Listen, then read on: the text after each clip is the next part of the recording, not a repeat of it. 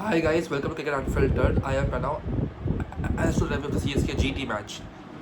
First of all, sorry for not doing the review of the previous game against CSK Mumbai. CSK had a thrashing win over there, but unfortunately had exams. But our exams are over, so yeah, I'm back. I will see me doing often videos now.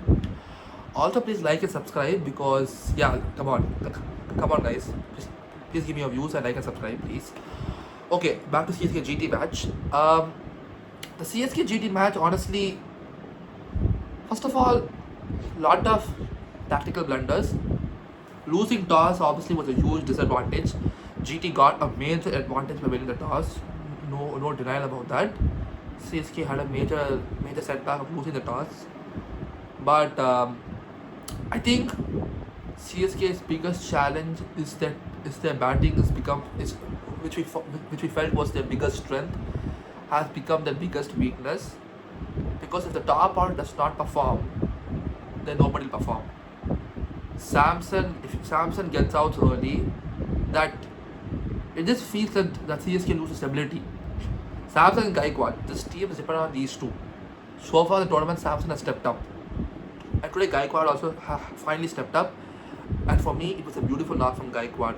No matter what people say, it was slow, it was low strike rate, it was too many deliveries and all that. You have to understand conditions apart no ma. In the conditions, it looked, these conditions were one of the difficult conditions actually. It looked like the game was between the bowler and the keeper. Bowler kept bowling, keeper kept catching up. Batsmen were struggling. So in a wicket like that, for Ruturaj Gaikwad to come and step up, who's not been informed, to come and step up and actually score runs is a big thing. I'll tell you what, Gaikwad didn't play slow because he was completely struggling, not completely true. He actually started with two boundaries. He was in a good strike rate, to be fair. But then he got less strike, he got less deliveries to play the power play first. And then when he scored two boundaries, so he was actually looking in good form, good rhythm. But then he didn't get much strike in the power play, and the guys who play were, they all got dismissed. So suddenly in his mind he was like, he was confused. He was not confused. He also had to decide what to do. Either he also plays a dash shot and gets out, and then this team will get bottled out for 70-60 runs, okay, or he takes the game deep. For me, he did the right call. When the wicket is tough as it is, and lose 3-4 wickets in the power play, you have to step up and play a long innings. This is what Ruturaj Gaikwad did in a very classy, mature knock, which is why he's rated so highly. And this is why I rate him so highly, especially. So people are going to go after him. People who are scolding him, insulting him, and people who are hard critics on him. Many so-called experts are being hard on him. Sorry, absolutely baseless to be hard on him. If you're being hard on him, it's because you have a bias towards some other player. That's why being hard on him is my only opinion. You cannot be insulting Ruturaj Gaikwad for today's knock. It's a very classy knock. Good to see a captain back in form. Unfortunately, this team didn't win the match. That's not his fault now. If this team is going to make such wonderful decisions, we'll come to that. I want to question one thing. Sarfaraz Khan, the impact player. Why? What happened? Do you have such less faith in Davis, Dubey, and Jamie Overton? Jamie Overton is batting at 8. Okay, I'll come to that. But what is this impact player logic? I want to understand first. You are playing, Sarfaraz Khan should either be in the playing 11. Okay, if you don't want to play him in the playing 11, fine. Send Karthik Sharma. Because I'll tell you what happened today. You sent Sarfaraz Khan as an impact player. Hence, you didn't have a power play specialist in the playing 11.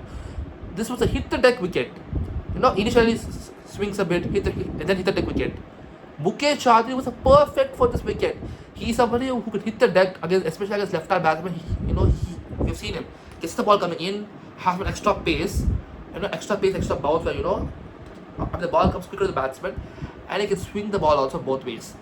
Mukesh Chaudhary was a perfect new ball bowler this wicket, but you lost that by making Sarfaraz Khan to be an impact player. And okay, if you lost all wickets and you needed to bring a batsman, understood. You lost only 2 wickets, for God's sake. Why are you bringing Sarfaraz Khan? Send a Brevis, send a Dubey. Ask them to play a sheet anchor knock for some time. The logic is, oh no, Brevis Dubé are not used to that role, they can't do it. No, they are international superstars.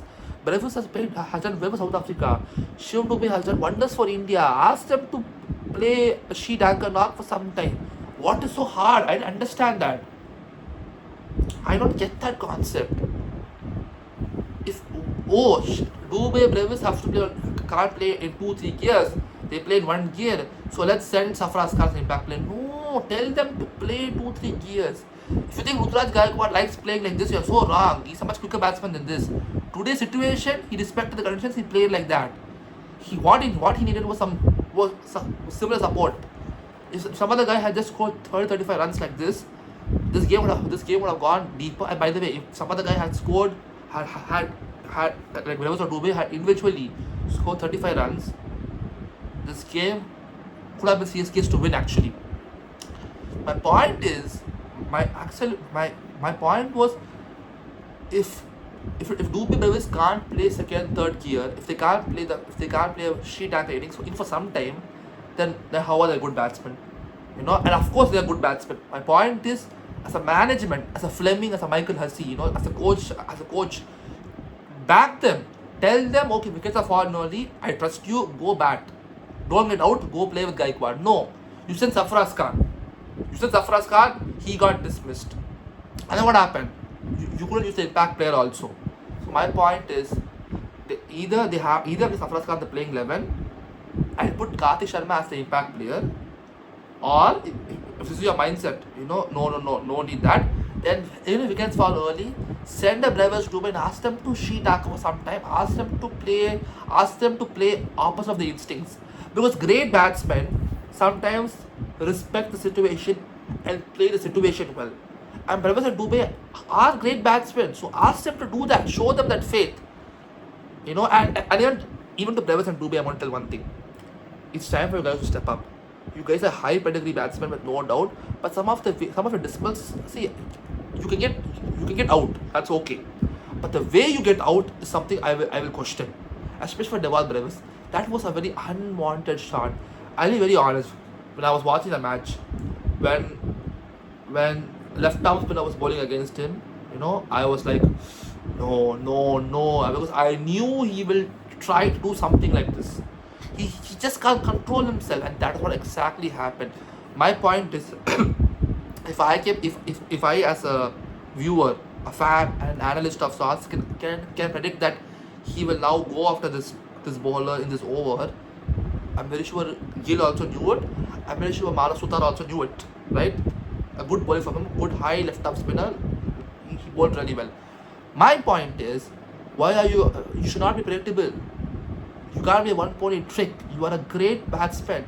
In the SA T20 League, there's a match when they lost 3-4 wickets in a row, and he played till the end. He anchored and played till the end. I remember he scored 50 or 40, I think. Where was that innings today? That was what was needed today, Brevis. That was what was needed today. My point is, it's okay to anchor. I don't understand this. We all have to play in 500 strike rate no matter what. No, this wicket was not that. This was a difficult wicket. I dare say any so-called current T20 batsman, as these people call, would have come and struggled in this wicket. So my point is, Pierre Dewald Brevis or Shivam Dubé, I was okay for them to play 35 runs in a 100-110 strike rate also. But what they both did, both had to play some shots. Dubé's form is a major concern. Brevis, I tell you what, Brevis, the form is looking decent. It's not about the form. It's about being predictable. He's become predictable. That's the problem here. I keep on saying, left arm spinners, Chinaman leg spinners, when they flight the ball outside his eye line, outside the off stump line, he will look to play that shot and get dismissed. One thing with him is, he's not somebody who will look to hit the ball straight on the offside. He will look to play slightly the leg side only. So what happens is, when you toss the ball outside off stump, he will look to play like that. And that's when the edge happens and goes up for a catch. If the bowlers ball straight to him, he would have topped it. But again, they are becoming smarter. They are going to ball outside off stump, slightly away from his body. They won't toss it like Mitchell Starc, slow, decent pace, but they will toss the ball a bit. He will look to play that shot, and hence he will get out. So he has to become more smarter in that way. He's a great talent. He's definitely a great talent. No doubt about it. But he has to become more. He has to learn to respect the conditions sometimes. I think he has to do that. South Africa has been doing that well only. Why not here? I don't understand that. Please tell him to play the conditions. And Shivam Dube, honestly, you have 2-3 drop catches and you still don't score runs. I'm very disappointed to watch. It's just the same Shivam Dube. I can't believe it. But okay, this was some of their batting order collapses. Let's come to the end. They in the last 8 overs they scored 108 runs. Obviously, Gaikwad had a big part in that. Kudos to him. But Karthik Sharma, now Karthik Sharma scored 2-3 boundaries. He looked, of course, but I'm going to be very frank with you. If I'm a bowler, I'm not feeling any pressure to bowl against Karthik Sharma. Now CSK playing Karthik Sharma no matter what. I don't understand that. For me, play Sarfaraz Khan and Uru Patel together. Why are you playing Karthik Sharma? Why? Just because you gave him 14 crores, you have to play Karthik Sharma? I don't understand that. For me, it's very simple as it gets. Karthik Sharma and Prashant Field tomorrow can be great players, 100%. But today, in the present, are they doing that? No. In the present, they're struggling. Karthik Sharma's so-called 3 boundaries, let's be very clear here, in which in those 3 boundaries, 1 boundary was a drop catch, where Rashid Khan and I think Sai Sudarshan, they both were standing helpless and the ball went in front of them. Not helpless, the wrong word, they both were confused. My point is, why are you sending Karthik Sharma? Why do you have to play the playing 11? And instead you have played a Sarfaraz Khan in that number, and you're sending Karthik Sharma ahead of Jamie Overton. First wrong call is playing him in the playing 11. I think they can any day play Uru Patel and Sarfaraz Khan in the playing 11. It's more experience for me. Second more bizarre call was you had Jamie Overton batting and you're sending Karthik Sharma ahead of Jamie Overton. Jamie Overton, who's an established international player for England. You're sending Karthik Sharma ahead of him. Are you kidding me? This is why the logic is 14 crores. Today also Jamie Overton came to bat. He looked good. He scored runs. He was looking actually very good. My point is, why are you not sending him up the order? See, I understand. Okay, he may not play spin well. This side, I know there are those talks, and which is partially true also. But I understand if you're sending Shivam Dube ahead of Overton, I understood that. To be fair, Dube's power was very bad, but I still understand that. Indian well-known batsman. If you're sending Sarfaraz Khan, again, there's some logic of sorts. Karthik Sharma is a new player, very, very raw. I would any day send an international superstar, international player like Jamie Overton ahead of a Karthik Sharma. But this is where the 14 crores, I have bought him, I have to play him. No. You bought Ben Stokes. Ben Stokes, high pedigree player for 16 crores. Did you play him every game? No, you didn't do that. If you cannot play Ben Stokes, then sorry. You can then drop Karthik Sharma Prashant Field also for me. Alright?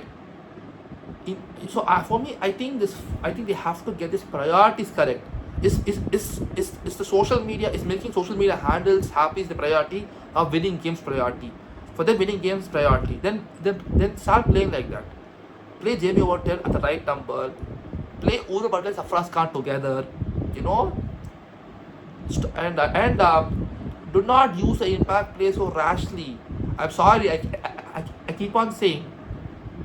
Either they don't play Akhil Hosa in the playing 11 and they make him impact player, or they do this, where they don't play Mukesh Chaudhary, sorry.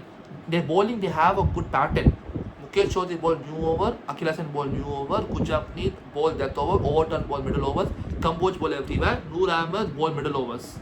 They have found a pattern, and these bowlers will work on that pattern. Why are you changing it? A lot of people will say, this is Ruturaj Gaikwad's call. No. Gaikwad was busy batting. This was Stephen Fleming, Michael Hussey's call to bring Sarfaraz Khan the impact player. It was a wrong decision. You created unwanted panic and anxiety by doing that. What message are you giving to your other batsmen? That you guys can't play? Why are you giving that unwanted message? Sometimes message, body language is very important. Non-verbal communication is very important. And this was giving a message to the opposition that oh, they are feeling the pressure, and the own batsmen that we don't trust you. So sorry, wrong decision. This was not Gaikwad's call. I refuse to believe this was Gaikwad's call. He was batting there. This was a management decision.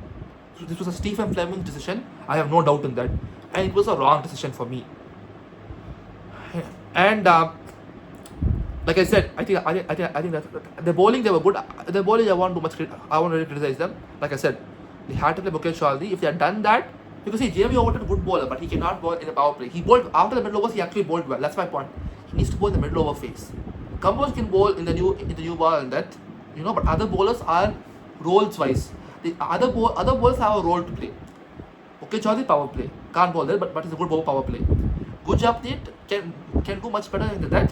Power play, not exactly. Overton in the middle overs. Akhil Hossain in the power play / middle. Can bowl do the middle a bit.